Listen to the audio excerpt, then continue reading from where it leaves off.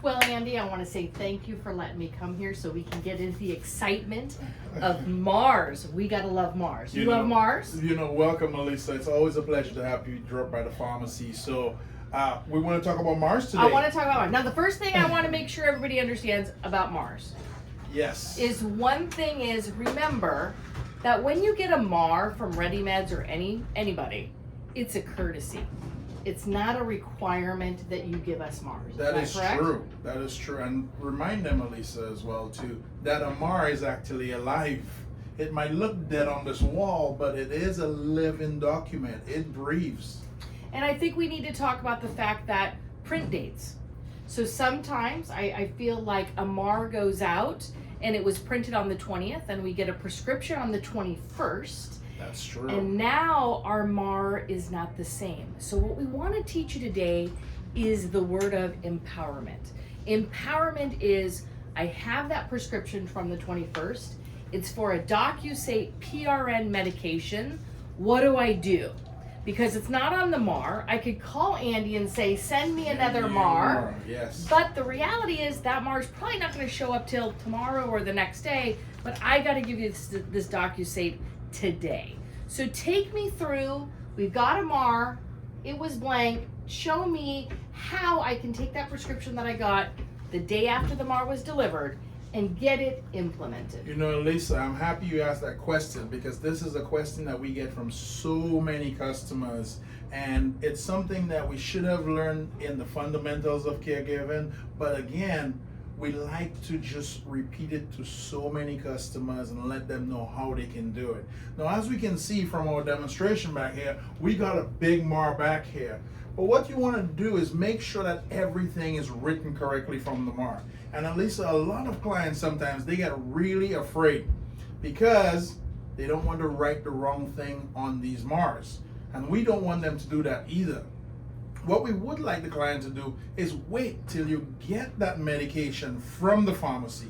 And it's easy as copying all the information from the medication label right onto your MAR. Okay. So on the MAR, you have the first slot, which has medications on it. So now my question on that though is, why should I not just take it from the order? I mean, the doctor just sent me the order. Is it because there might be a change that There happens? might be a change because remember, sometimes the doctor writes 75 milligrams and that prescription is only available in a 50 milligram. So now the directions are going to read take 1.5 tablet. So you might not have thought about that when you're writing it exactly from the order. So you always want to take the prescription label and document that directly onto your MAR. Keep in mind, every MAR that we do in here comes exactly from the label. It's one system. There's not a disconnect within those two. So you want to practice that at your facility as well. So then how does it work? So I get an order that says 75 milligrams. You just said it doesn't come in that dose. If it doesn't come. So then on the package, it might say 1.5 tablets. That's right. Do I need another order that says 1.5 No, tablets? not at all. Keep in mind that the client is getting exactly the dose that the prescriber wants them to get. Okay. So there's no need to panic, no need to get a new order. The order is correct, and that's how it is done in pharmacy.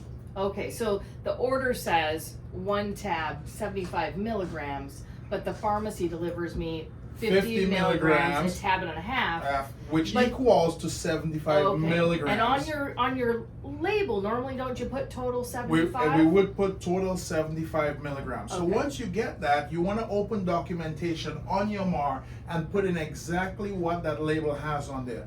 On the label as well, Elisa, which is something that a lot of people you can't get off the order, is the prescription number. So you also want to include a prescription number on there. And what that will do is help you when you're reordering. It will also help you identify the prescription in case the client is going to the hospital. It will help for ease of access if you're calling the pharmacy and getting information about that particular prescription number. On the label again of your container, you're going to see additional directions because sometimes the pharmacy may put additional directions maybe it's a hold order, for instance, that might have been on your order, and they will make sure those parameters are correct for you. So what you really want to do is wait for your label. So what's a hold order? A hold order is usually the doctor wants the client to hold the medication, for example, hold for loose stool. Docusate, for instance, which we have up on the board here, you don't want to give it to the client if they're already having diarrhea, because Docusate is to help the client go to the bathroom. So again, you want to make sure that these orders are properly driven to the MARS. The other thing you want to get on the MAR as well is maybe if there's any additional information. What is that particular order used for? You want to also document that that order is maybe used for insomnia, maybe that order is going to be used for some particular type of medical condition. You also want to document that on your mark. So what the diagnosis is. Diagnosis or the use of the medication. Okay. That might be on. So let's take a minute to think about Docusate. So the most important thing is don't be afraid to get out your pen. Okay, that is the most important. And as you say, do not use whiteout on your MARS. Okay, if you make a mistake, don't panic. Just put a little line through it. And initial. And just make your correction. Not a big deal. Now, one thing I do want to talk about though is timing of meds. So let's say that you get a MAR and the timing's off. So we know twice a day is supposed to be 12 hours apart. That's correct. Right? Usually. Mm-hmm. So the key is maybe you get a MAR from the pharmacy that says 7 a.m. and 6 p.m. That's right. And you want to eagerly cross out the 6 and correct it to the 7, right? That's correct. So what's your suggestion on that? Well, my suggestion again is it can be done, not a problem with it, but what you want is some type of consistency. Now keep in mind, even though a medication does say twice a day, and it is recommended that you use 12-hour intervals, what we do with our prescriptions is actually put a time on it that the physician will like, or a recommended time for that particular medication. So in this case, 6 p.m. might be a better time than 7 p.m. since the client goes to bed at probably 7 p.m. So what we want to do is make sure you follow times for your facility, or even follow times for that particular patient, just to keep the patient in sync and not have to put something that's so far out that you have the client now skipping medications. Make it more convenient. Keep in mind that most of these medications will cause a steady state in the client. So there's really no reason to get down to the exact minute that you need to give it. Okay. But remember, we have our WACs that we have to follow. So the challenge that we have is if we have twice a day and it's every 12 hours, what I'm going to tell you though is if you on your MAR it says 7 p.m. and 6 p.m., call the pharmacy, ask the pharmacist, do you have an order to support the 7 a.m. and 6 p.m.? Yes. That way, if there is an order to support it that you don't have in your file, you can get a copy of that order from the pharmacy. Exactly, from Yes. the pharmacy that supports that.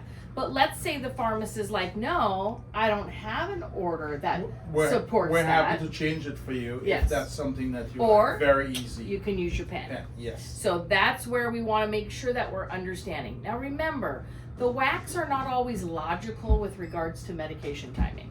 We all know logical thinking is that if it's a 3 times a day medication, that would be every 8 hours. But not in our WAC, that's every 6 hours. Technically speaking, and keep in mind the WAC actually reads 2 parts, Elisa, and a lot of people forget that sometimes, and I want to bring that out to you. It does say every 6 hours if it's a 4 times a day, or every 8 hours if it's a 3 times a day, or if your prescriber signs for a particular time, which we actually have the prescribers do on the physician orders as well. So in addition to the timing that we put on there, we have the physician sign for that particular timing. So now that time, whatever time that is, becomes your timing. So the WAC is a 2-part WAC, not just a 1-part WAC. But where we kind of get messed up is a nurse comes from nursing hospital environment where it says 3 times a day is every 8 hours, but in our environment it's every 6. 6 hours, or that's 4 correct. 4 times a hours. day is every 6 hours in the hospital, but in our environment, it's every 4 hours because they created the WAC and the thought process of let's not try to wake up the residents. Exactly. But if you see it on your MAR as every 8 hours, again, reach out to the pharmacist and say, do I have an order that can support the time that's on my MAR? And if not, get your pen out and just fix the time. Order. That's right? correct. So let's talk about how to write out a really good PRN order here. So Andy's going to take you through that and talk about the steps of how to write a good order, how we're going to initial, how we're going to do all those things. So let me grab a big old long stick. 1 second. Well, writing the order is really easy. Again, if you follow the label, you're really well. What a lot of people don't understand sometimes is all the things required on your MAR. So what we've done is we've mocked up a couple MARs back here. Okay, and as you can see from the MARs back here, we have the order written. We've put it there. Make sure you put as needed. If it is a PRN order, you definitely want to put as needed on the order. Okay. Then you also want to go ahead and put your PRN in the top. Keep in mind, you don't necessarily have to have a particular time for the PRN. However, if the order specifies a particular time that PRN should be given, for example, bedtime, it should say PRN and 8 p.m. in the file as well. Or too. bedtime. Or bedtime, or whatever. Remember, bedtime per our WAC means bedtime, no time. No time at all. That's correct. So once you have all that on there and you write all that in, then you're free to go ahead and set all that up on there for you. Now at the back of the MAR is a different setup for your PRNs. So your PRNs are going to be given and you need to note them. Now one of the things I want to bring to your attention that a lot of people forget is the fact that you always have to make sure you initial your MAR right down here at the bottom. You always want to make sure that whoever is making notations on the MAR is listed on your MAR. So if you have AA on your MAR, you want to make sure that that person's initials and their signature and possible title is listed at the bottom of your MAR. On the top of your MAR, you're going to go ahead and put the date and the particular time and the initial of the person given the medication and the name of the medication, the quantity of that medication that you gave, as well as any reason that you think that that person should need the PRN. Now, what I have to tell you is giving a PRN is a little interesting, simply because it is subjective. You have to go ahead and decide that that person needs it, or maybe your residents go ahead and ask you for that particular medication. But documentation is key. Now, a lot of people struggle with MARS, Alyssa, as you know, and this is probably one of the most significant areas where licensors actually cite people. So when we put out education like that, we like to let people know we may not cover everything, but what I want to point to is the fact that we have the wax right here. And Alyssa, most of us know those wax: 388, 76, 10, 4, 35. Or if you look on the other side, you have the other whack right over on the other side, which is 1075. And you can look at those at home and read further into them as well too. So another thing that I just kind of want to bring up about this, and this is great point. So let's just kind of review this a little bit. I just want to kind of take us through this. So you get a PRN medication that's Docusate sodium. So you're going to write Docusate sodium. Then it's 100 milligram capsule, right, or tablet. When the date of the prescription. This is really important. And the reason is because that shows that it came in on March 1st. So you don't want to be showing you're initialing this on February 1st on the MAR. Then we're going to take 1 capsule by mouth twice daily as needed for constipation. PRN, they took 1 on the 2nd and another 1 on the 8th. Now, you want to flip it over and you always want to audit, because when we're looking at the packages, we have 2 pills missing, right? So we want to make sure, did it get initialed? So here we have our date, 3/2. It matches with the signature over here of 3/2. The time is 8 a.m. The initial, again, the type of drug, constipation. Now the question is, did a Docusate sodium really resolve the constipation immediately after taking it? you want to make sure you document that, because here's the thing. Keep in mind, you have the all other form as well, which goes ahead and documents the patient's activities for the day, which you can actually document whether the patient actually went to the bathroom or didn't go to the bathroom, or maybe the constipation has relieved itself because your client told you so. Or it's okay if it's not resolved. So let's say you go back and follow up with the client in an hour. Hey Mary, how's your constipation? And she's like, I still have it. Then it is okay to write not resolved. So we don't expect every single time that a PRN medication is going to resolve it immediately. Yes. So as you can see for this one, it says take 1 capsule by mouth twice daily as needed. So if it's not resolved at 8 a.m., well, twice daily, 12 hours apart, you could do it again at 8 p.m. Definitely. If this is unresolved, right? So if at 8 p.m. we are still, hey Mary, how's your constipation? Still feeling constipated. You want to go ahead and give then another we'll do one. another one. That's correct. Right? And then you want to document that as well in the same position on the same day, possibly at a different time slot where it was given.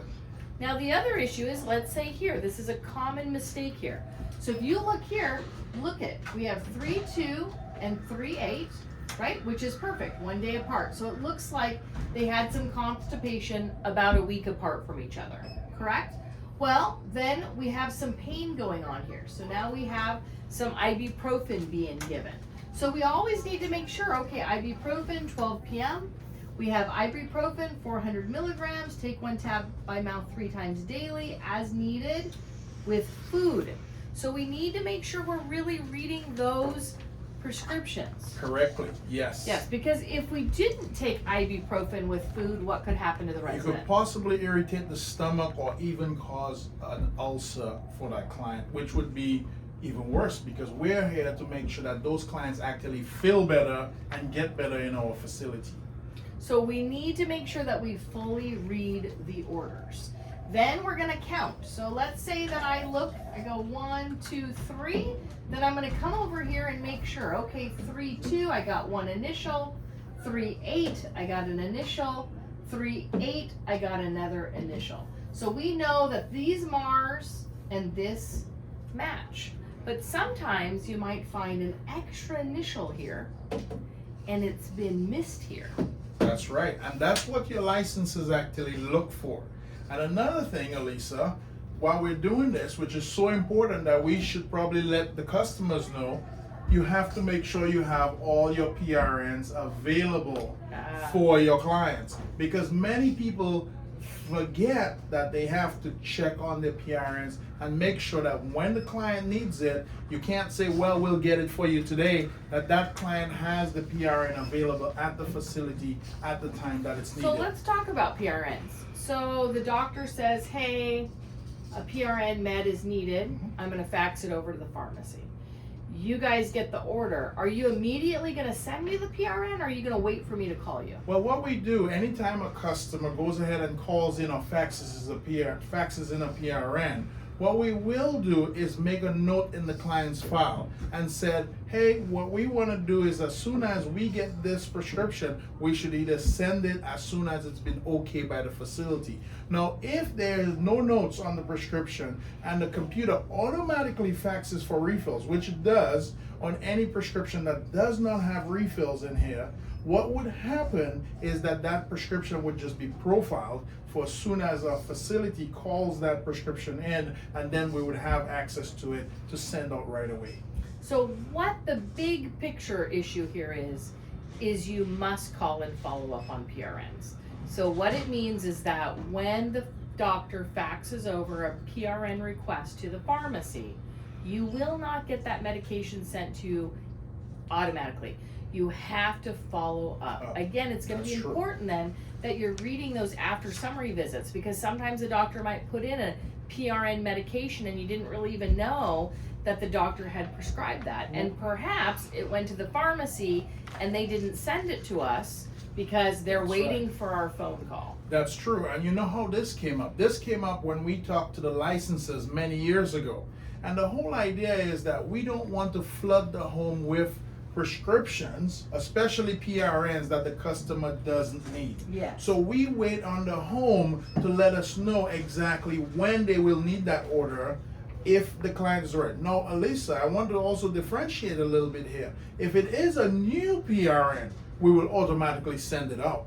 You will. So we automatically send any new medications are automatically sent out to the facility. Okay. But however, if it is something that the client is already taken and the doctor just renewed the prescription, or in this case maybe the caregiver called the doctor and asked for a renewal but didn't let the pharmacy know, we want to make sure that we keep everybody in the loop with the patient. But what if care. if it's a PRN medication that they're currently taking but the dose changed a little?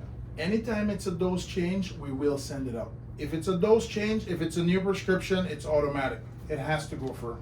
So if we're not getting that PRN medication, then what's the suggestion? What do we need to do? Oh, just give us a call or send us a fax. The whole idea is that we want to get you what you need as soon as you need it. As you know, we provide same-day service. We have drivers, delivery drivers that are continuously delivering. Just let us know. We can fax us, we can email, you can go ahead and call us, and we'll get that out to you immediately. Okay. So I understand you have updated the phone tree a little. We bit. have updated the phone tree. So tell me about the phone tree. Well, here's the thing, Elisa. We're continuously making improvements to make sure we increase the efficiency to our customers. Okay. The phone tree is still an amazing phone tree, just as many people know it. What we did add is the idea that we're going to go ahead and add a refill team that will help customers get refills more efficiently. And we've added some AI to the computers, which is nice. We like AI. We like AI, but I think everybody's into AI these days. And I know you'll like to see what we have a little bit later, because not only that, we've included an app as well too, which gives all the caregivers the ability to order all their clients' prescriptions right from their phone. Not only that, it gives them a list of all the prescriptions that the client already has on their file. So it literally connects to our pharmacy system so they can see what the client has. But the phone tree is still amazing. I mean, the dial 1 to get the hold of a pharmacist, you dial 2 for new admit, you dial 3 if you want billing, and number 4, if you want to dial in your prescription number, you already have that prescription number, the phone can actually take the prescription number, it dumps it 4 seconds later into the computer. If it needs a refill, we'll fax the doctor. If it does not need a refill, we'll be sending that out to you. Option number 5 gives you the option if you want to speak to somebody and give them information about your prescription. And if you don't want any of these options, you still have the option to hold and talk to somebody that's in the pharmacy. So what if you're like me and I want to push 0? Don't push take me anywhere? 0 doesn't go anywhere. Geez. Zero You disabled the Yeah, 0. Here's the whole idea, Alyssa. It's really giving the customers the option. Yes. And as you know, we have several options here. We actually can fax refills in. You can call them in over the phone, and those options are 24 hours a day. You can call the refill center. We're not available to speak in person in the pharmacy 24 hours a day. And now we have the app available, which is we're going to show that out a little bit later. And last but not least, you can actually go ahead and do refills straight off the ReadyMedsPharmacy.com website, and that will get again into our computer, and that's 24 hours a day. So what we're doing is giving people as easy options as available to get refills into the pharmacy. Excellent. Now, another issue that I'm seeing out there. Oh my gosh, let's get to it. So, I'm at the hospital, client's social worker says, Mary's gonna come to you on Tuesday. We'll send a packet with Mary for you to figure out the prescriptions when she comes home to you. You know, it's something that has happened in healthcare. As you know, with the change in the healthcare system, it's almost our clients have to figure things out for themselves. Nobody is really figuring things out anymore. What we want to do is we want to ensure that clients are safe. We also want to minimize duplication, whether it be therapeutic, duplication or any other duplication in medications for the client. We want people to take time and look at these and analyze them. Now, when in doubt, Elisa, I say fax everything to the pharmacy. Give us all the information and let us sift through it and have us So the help you. problem that we're running into though is the nursing home or the hospital is making us believe that they have done it. But then what happens is the client arrives at our house at 5 o'clock with a folder That's true. with the prescriptions in it, and now we're in a panic. Well, So how do we get through that panic? Because now I got a lady that needs some bedtime meds, that's true. and I don't see any meds arriving, and you guys didn't get anything, and I'm holding all the prescriptions. You know, there's only one thing you can do when a circumstance like that arises. It's communication. If you know somebody's coming across, give us a heads up, let us know. Okay. At least we can start the legwork for you on the pharmacy side. Can we do rush orders? Yes, if they're correct. Can we get them to you as quick as we can? Yes, if they're correct. This pharmacy, believe it or not, is open longer than most pharmacies. We start at 8 a.m., we close at 9 p.m. every day, and we can get most people everything that they need. However, I will tell you, rushing anything is not a good idea when it comes to the medical system. That's how errors are made. And right now, we have such a big disconnect in the medical system. We really have to verify things and make sure. There's a lot of people making some silly mistakes out there, and it's a good thing we catch them before they get to you and before they get to the client. Yeah, because that is you bring up a really great point about the disconnect.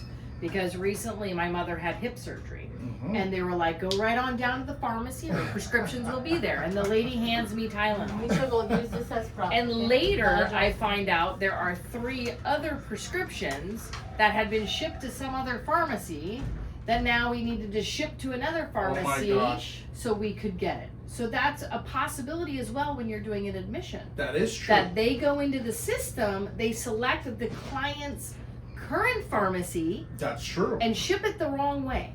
Or So- even ship it to a same name pharmacy. We've had prescriptions shipped to Louisiana. We've had prescriptions shipped to Florida. Okay. And again, communication, keeping everybody within the team and making sure that everybody is on the same level continuously as you go.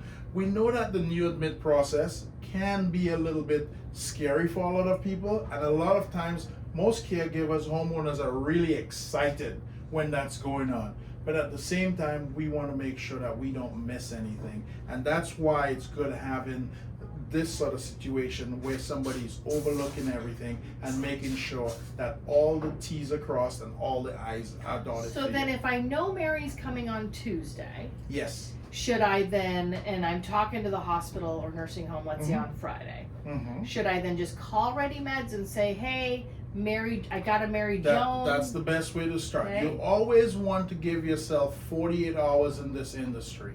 Okay. Simply because most items in the medical world will resolve themselves in 48 hours. If there's an error, you need to contact somebody, in case you need to get additional information, in case you need to get a hold of somebody to sign a form or bring something in, guess what? 48 hours is a good turnaround time. So what do I do though if it's like, okay, I got Mary Jane and I call the pharmacy and they're like, well, we don't have a profile for Mary Jane, and I don't really have a profile really made for Mary Jane. You just need to give us that doctor's office number. You need to give us a contact person, the Okay. same person that you possibly spoke to, whether it be a social worker, whether it be a physician's office. Give us that information. Let us help you with that process. So if I get somebody on the phone that's like, okay, we don't have in the profile, then it's okay if I say to you, Andy, well, this lady's coming, what do we need to do? There we go. And Can you call them? We can get the process started for Okay. you. That's part of what we do. Again, get us the time. We will do the work. So I guess the important part in that aspect is that don't expect that when you call the pharmacy that Andy can read your mind. Or we have all the information Yes. available, because very frequently, as I said, sometimes things do get missed, especially by the bigger facilities, hospitals, the big hospitals. Things do get missed by social workers. Again, communication. So just let them know. let whoever answers the phone know, hey, I don't have a profile on Mary Jo. She's showing up on Tuesday. I don't know, they've told me they faxed you, but I don't know what's going on. This is the social worker I was talking to. That's right. And then you'll make it happen. We'll do our best. Okay. As usual. That's our promise. And then always remember, when it comes to medications, there are a few times like prior authorizations.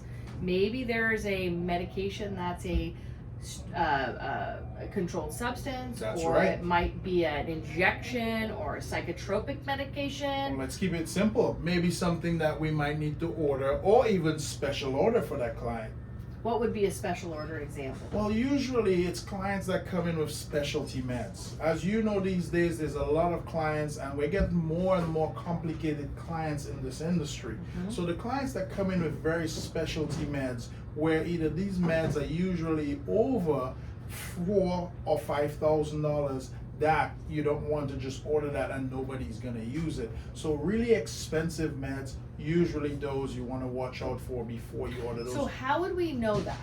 We don't know that until we see a med list. Okay. And not only that, here's the thing, you run into the situation as well, making sure that that client insurance will cover it, because those specialty meds are the ones that you talk about that do need prior authorization sometimes. And how long can a prior authorization take? As long as it wants.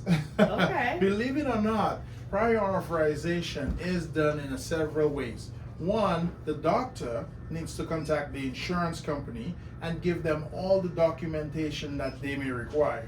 And then the insurance company has somebody who sits over there and makes a decision whether it is in their budget or whether they feel that this is medically necessary to give that client the information or give that client that medication. And then they need to send it back to the doctor if they need clarification on that particular medication or that particular diagnosis. And it could go back and forth for a little while until somebody makes a decision, and then the insurance then notifies the pharmacy about the decision or the doctor about the decision. Now, if that doctor wants, he could possibly change it to another medication, and you could possibly start all over again.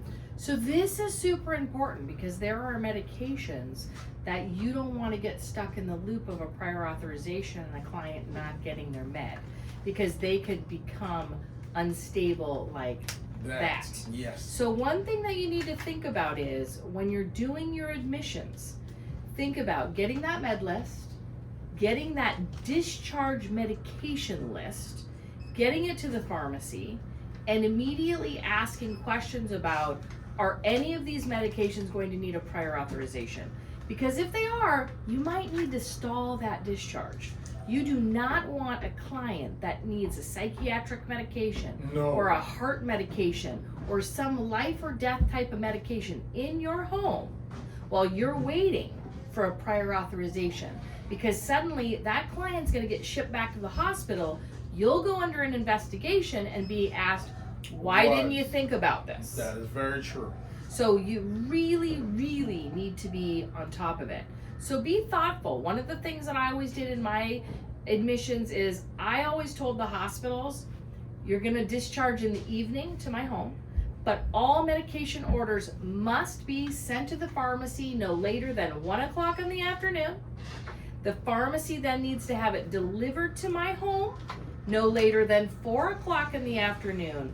If that can't happen, so that I can look at the medications and ensure that the discharge list and the medications that I have in my possession are the same, they're not coming.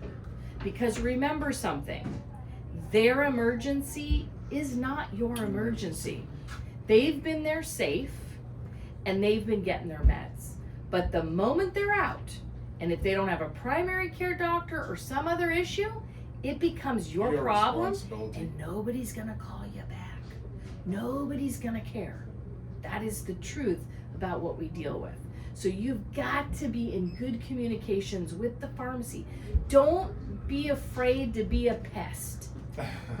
Call, bug, what's going on? Where are we? Where are we? Where are we? True. That's his job. Where are we?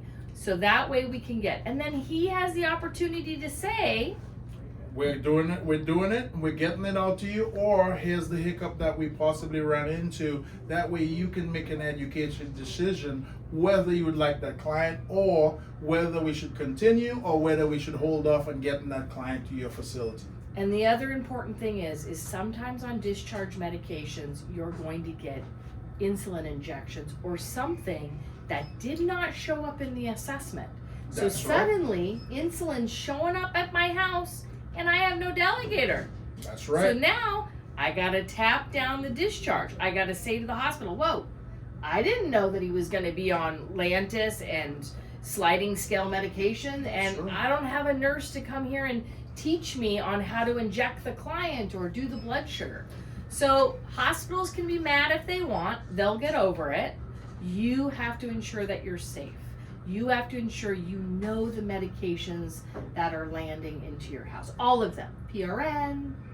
It Routine, does take a everything. little time to get a new admit done. Yes. And yes, some of the responsibility is on the pharmacy. But keep in mind that you also have a caregiver or a care staff. And that staff needs to be educated and make sure they know what they're doing as well too. So you want to give yourself time. If there's something that your staff maybe needs to get brushed up on, that you have that time to get to it as well. So it's two-part. Pharmacy, yes, but to your staff, you want to make sure you have your home ready as well too, because that client might need things. For example, you just mentioned the insulin.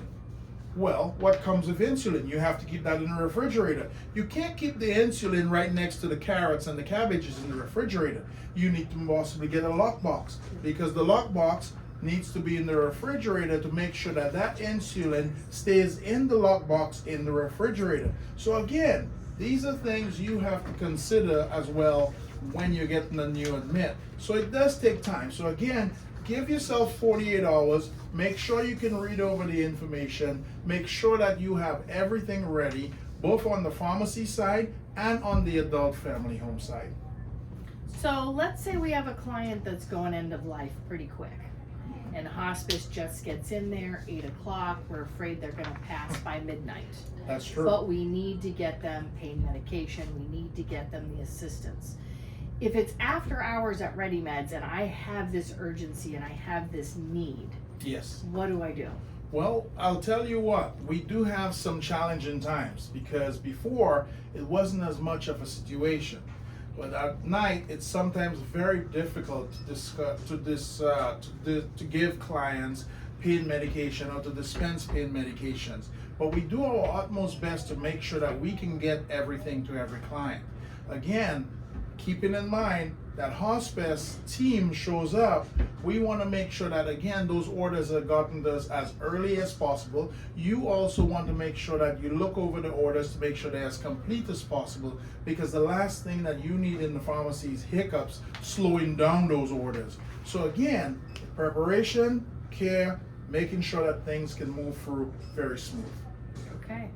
Well, thank you for discussing all of these great things. One last thing I do kind of want to talk about a little bit is the issue of significant change. It's one that comes up every now and then. The whole idea of significant change is that you need to ensure that the client's needs are met. We bring clients into our facilities. So for example, we talked about the PRN meds a little bit early on this chart. Keep in mind, if you give a client a PRN med and you're doing that for a significant number of days, what you want to ensure is that you report that possibly to the provider and let the provider know that you are giving this medication every day. Now that's gonna do two things for you. One, it's gonna let that provider know that they may need to change the order to a routine order. Or number two, it's going to create less paperwork for you, because keep in mind, you're spending a lot of time doing documentation every single time that you have to give a PRN. Here it is that you're going to change this order to a routine order, and now you can just freely document it on your MAR. And a lot of people may not understand that. But for instance, take into consideration allergy medications. We do have allergy season that comes up, that you need your medication every single day, simply because it's going to work better. However, when allergy season is not present, that does not mean that you need the medication every day. So you may be able to remove that medication and put that as a PRN. Now, keep in mind, you also have the other part to this, where the client is not using a PRN as often as they should. So what you would like to do is make sure you call the prescriber and let them know that as well. You are going to possibly get a discontinuation order for that medication. There's really no need to keep an order on a client's file if they're not going to use it. That's just going to create more chaos for you and your caregivers. So again, keep these things in mind. Not only that, you get to update your negotiated care plan if there's a significant change in the client's condition and make sure that that standard of care is met. Simply. Now, one last thing that I probably want to throw in there for you, Elisa, that a lot of people don't think about, it's what about if the client refuses the medication? Yes. How do you document that? And that documentation is very similar to using a PRN medication on the back of the chart. So if that client refuses the med, and we all have to remember that the client does have the right to refuse that medication. However, you do want to make sure you notify the prescriber or your nurse delegator after the first time, maybe the second time, the third time, and make sure that that client's care is not being affected. As you mentioned a little earlier, the psychotic meds, maybe the anti-seizure meds, we want to throw those in there. Those you want to make sure that that client never misses those meds. Simply put, those can affect the client's levels significantly and possibly put them off the edge. And this is the other thing we need to think about. So if I have a psychotropic medication that is scheduled at 8, 2, and 8, let's just say, and they miss 8 o'clock, we need to communicate it with the physician that they refused 8 because we need to find out from the physician, do they want us to give the 2 doses at 2? That's correct. Right? Because you don't want to assume, oh, well, we'll just give it to him in the afternoon, or, oh, well, we'll just give it to him, all of it in the evening. So some of these medications, we have to be getting clarification. You do. You simply put, I remind my facilities all the time. Keep in mind, we are here to follow orders. The caregiving staff, they're following orders. The pharmacy, we're following orders. So we're all following the prescriber's orders. So if there is a change in the order or question about the order like you just brought up, we definitely want to go back to that prescriber and let them know that there is an issue here. How should we proceed with that client and their medication? Very important. So again, when it comes to significant change, just remember that the WAC is really clear. I don't see it on here. But the significant change WAC is very clear. It's in definition of 388-761-10,000. If you look it up, it clearly states 2 weeks. So be reminded that when licensors are looking at your PRN meds, what they're looking at is, Mary used some constipation meds on the 2nd. Then Mary used it on the 8th, 9th, 10th, 11th, 12th, 13th, 14th, all the way to the 21st. Now the question that comes up is, why? What changed in the client's health status from occasional use to now every day?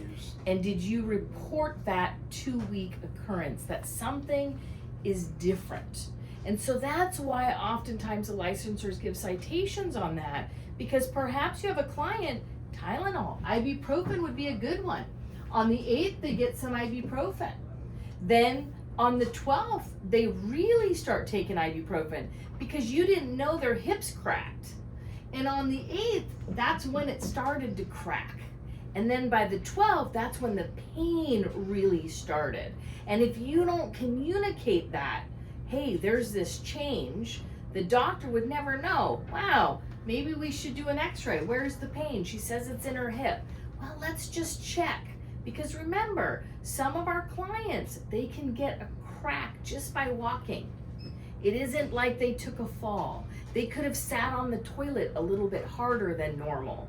It can happen from various things. Oftentimes the client's hip breaks before they fall. It's that brokenness that makes them fall. So we want to really be paying attention to these patterns. That's what they're looking at. They're looking for patterns of 2 weeks or even a week. Why? What's going on? Where is this pain coming from? Or this other issue of constipation, or whatever the issue might be. Refusal, making sure that you reach out and contact the physician every time that it happens. You can get around that though if you ask the doctor to specify for you. So if you ask them, okay, on refusals, when do you want us to notify you? First, second, third time? Then the doctor could say, I only want you to notify me on the third refusal. So then you are working yourself out of the whack because you have permission from the physician to do that. Fair, correct. Right? So Yes. we just have to kind of think a lot about medications, what it is. I'm glad that we were able to kind of It was certainly a pleasure to have you. Yeah, thank you. And remember, if it's a bedtime med, even though it's bedtime, we do have to put a time. So I just was thinking about that because we said bedtime's bedtime. But okay, But well, it's a pleasure having you here again. Thank you very much. let's do it again.